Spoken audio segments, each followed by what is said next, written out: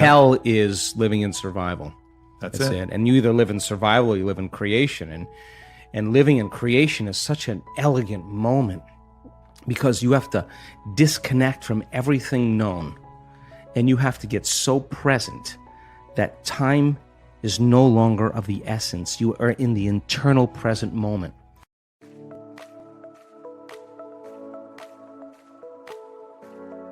Welcome to Good Vibes. We are dedicated to raise your vibration to make you inspired and make your day. Before we start, hit the subscribe button and the bell button next to it. Enjoy the video. This is a flip because when we're living by our senses in three-dimensional reality, this space-time continuum, there's an infinite amount of space. And with an infinite amount of space, I'm local. I have a body, I'm local in space and time, and then I want to move from here to the door. At one point of awareness, Joe Dispenza, my other point of awareness, the door. So in order for me to go from here to the door, I got to move my body through space, and guess what? That takes time. So if I'm creating matter to matter, here's me, Joe Dispenza, where's my dream? Way over there. Why is it way over there? Because my brain is automatically estimating how long I'm going to have to work and go back and forth to work, and it's going to take time, and it's going to take energy to finally manifest that home or that car or whatever, and you're going to have to work harder. You're going to rush faster to get it done, and when you finally pay off that house or whatever, you're too tired, too exhausted to enjoy it. When you pass through the eye of the needle into the quantum and you enter that realm of time-space, it's a different world. There's an infinite amount of time. Time is eternal. There's an infinite amount. Now think about this. How much could we get done if we had an infinite amount of time? There's infinite possibilities. That's the quantum. And in the realm of time-space, there's no past, there is no future. It's all happening now. And so there's no past lives or future lives. They're stacked on top of each other. And as we move through time, as we time travel, we experience dimensions or spaces. And we have all the latent systems in the brain once activated to open the door to that dimension. And it only takes one experience of entering that place that you cannot see the world the same way again. And when you have a greater level of consciousness, you see possibilities. And in a sense, you're energized by information. You're enlightened. You're filled with light in some way, and you see possibilities that you haven't seen before. Now, getting beyond the analytical mind is one of the main purposes of meditation. And I can tell you that the analytical mind is always going to talk us out of possibility because it is fascinated on trying to predict what's going to happen next. So if you can predict your future, then you're laying a known on an unknown. And this is a habit we have because the brain is an anticipation machine. So there's many different obstacles and resistances that come with a persistent disbelief that has been programmed over and over again. I mean, I don't watch television, but I've watched it because of what's happening in the world. And I am so insulted by television commercials. I can't believe people would sit there and allow that information to program them, some drug to make them feel a certain way, some look, some whatever. You don't think that has profound effects on programming a person into limitation? When I wrote the book, You Are the Placebo, I was so angry at myself for 2 weeks. I was so frustrated with myself because I bought the program. People believe they need a flu shot because they don't believe the body's innate capacity to heal. 4 days teaching people how to elevate their state increased immunoglobulin A in our research by 50%. Immunoglobulin A is your body's primary defense against bacteria and viruses. It's better than the flu shot. It's better than a flu shot. But that's not the information that people get. So there's a layer of programming that's happening. And the beauty behind all of this is nobody's buying information any longer. I love it. And I'm not prone to believe that guy in that tube telling me the way it is, and nobody should. And more people then, as they start to wake up to information, there's a change in energy. Because change in consciousness requires a change in energy. And now, a greater energy causes systems that were once stable to become unstable, to become chaotic. And chaos is just unpredictable order. It's novelty, it's newness, it's an unraveling of systems. So hang on. This is a really profound time because it's got to break. And when it breaks, something better come out of it. And it's not going to be governments and politicians and religious figures and whatever leading the way. There is no one leader. Everybody's got to lead. Just like those birds that move in one direction, or those fish that are all in a school and they're moving together to give the appearance of something bigger to predators. You study that principle in biology. It's called emergence. You think that there's one leader that everybody's following. Everybody's leading. And there's a stigma we have in our minds that if you lead with too much passion in your life, you're going to lose your life. Whether you're Martin Luther King or William Wallace or Joan of Arc or Abraham Lincoln, you're going to get it. And that stigma is branded in people's minds for a reason.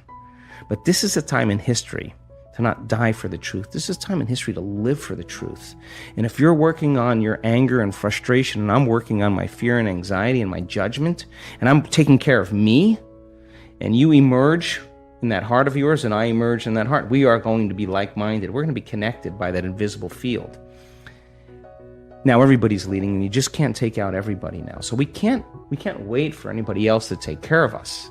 This is the fundamental time where something greater's got to grip us. Something greater. And if I see you demonstrating courage, I'm gonna jump in. Mm-hmm.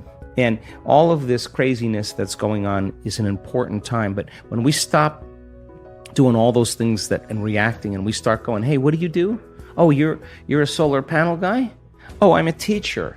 Oh, you're a doctor? Let's get together and let's start figuring out how to coexist. Oh, you're brown? I'm white? You're black? Who cares? That's the costume you're wearing to the masquerade. I celebrate your uniqueness. I'm weird too. And we're all like that. So the biggest lie is that kind of a way to create separation amongst people for the simple reason to disempower them into limitation, because now they're more dependent on pharmaceutical companies. They're more dependent on religion. They're more dependent on whatever it is that they need out there. But how can you give someone a sugar pill, a saline injection, perform some false surgery or procedure, and a certain percentage of those people will accept, believe, and surrender to the thought that they're getting an actual substance or treatment, and they begin to program their autonomic nervous system to make the exact pharmacy of chemicals equal to the substance they think they're taking. Now, is it the inert substance that's doing the healing, or is it the body's innate capacity to heal? Because that sugar pill represents, it is a symbol of possibility. And you hand that person that pill, and they begin to select a new potential in the quantum field called, this could actually work. And if the doctor's enthusiastic, it'll work better. And if you name it something they can't pronounce, it'll work even better. And if you charge a lot more money for it, it'll work even better. And you make it sound like something that it can do for you, it'll work even better. Viagra, Niagara, that's a lot of flow. It's subconscious cues. So then, in the studies on depression, in the studies on pain relief, those people were making their own pharmacy of antidepressants, their own pharmacy of morphine. They were checking the receptor sites on the outside of the cells, and their body was making morphine. So then, do you need the sugar pill? Do you need the saline injection? Do you need to perform some false surgery or procedure? Because all they're doing is marrying a clear intention with the elevated emotion of optimism, of possibility, of inspiration. They're changing their state of being. All right, so the depression studies took 8 weeks, giving the person the pill every day. Most of them thought they were getting the actual substance because they felt so much better. The brain scans showed that they were better. They were getting the placebo. They went back to the researchers and said, I'm sorry, you must have given me the real medication. No, we gave you the placebo. That's how much better they felt. It wasn't one day. They didn't take it once and say, I'm better. It took it for 6 weeks. So then people are so entitled to thinking that the moment they press on their cell phone, they get answers and information. It's not how it works. This is a practice. Every day, changing your state of being. Doing it for 8 weeks without a sugar pill. Just marrying a clear intention and elevated emotion, changing your state of being without any exogenous substance. Sooner or later, you start feeling good. You practice feeling good every day for 8 weeks, you're going to start feeling good. It's just going to be the side effect. It just makes sense. And you are what you practice.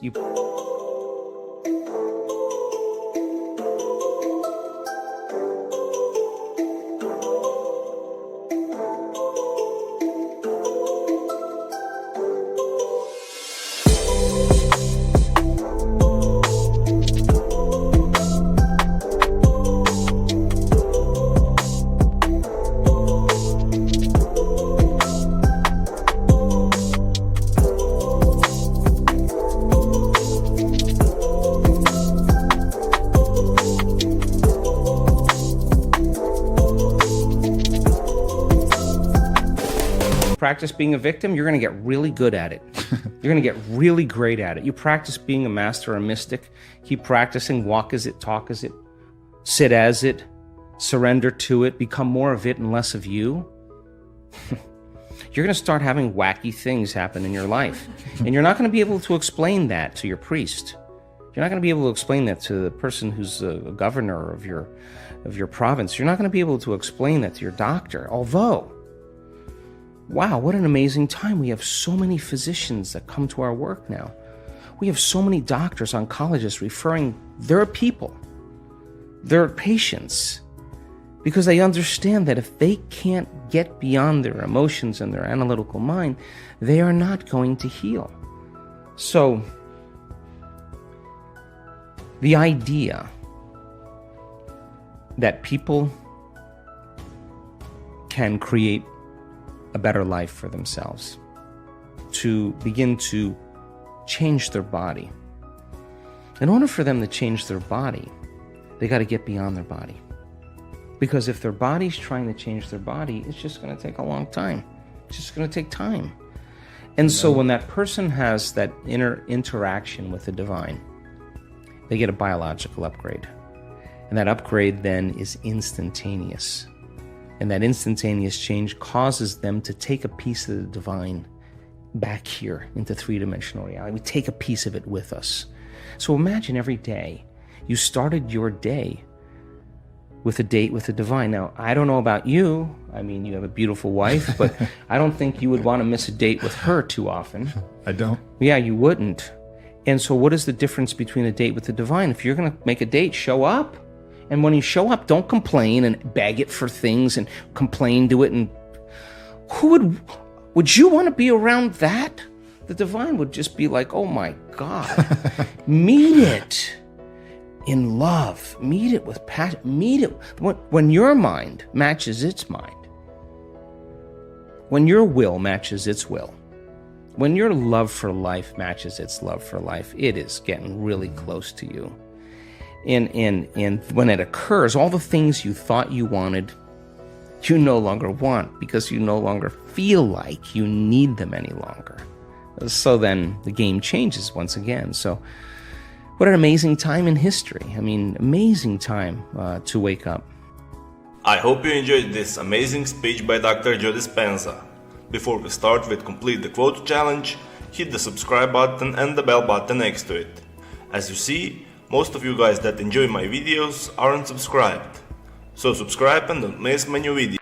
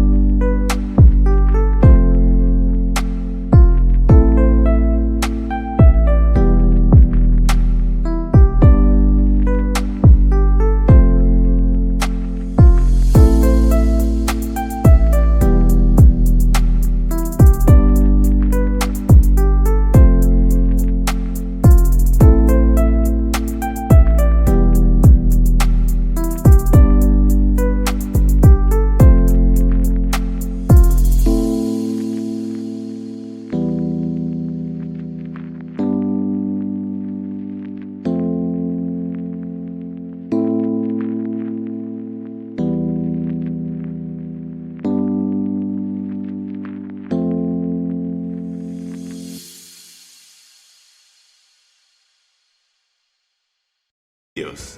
We'll continue with our daily challenge. Can you complete the inspiring quote and give us the right answer? If you can do it first, you're the daily winner. Many of you knew the correct answer the last time, so congratulations to everyone with the correct answer.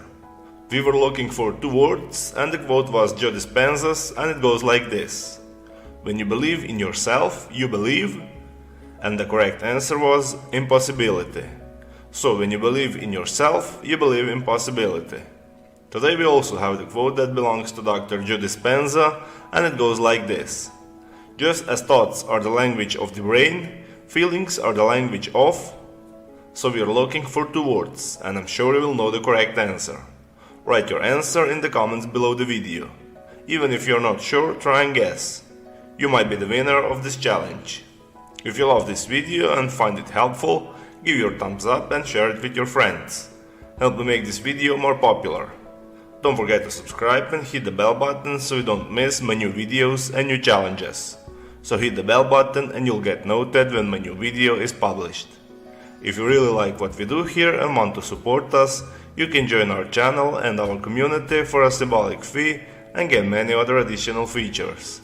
You can do that by clicking the join button next to the subscribe button, or you can click on the link in the description of this video. Stay good and have a great day!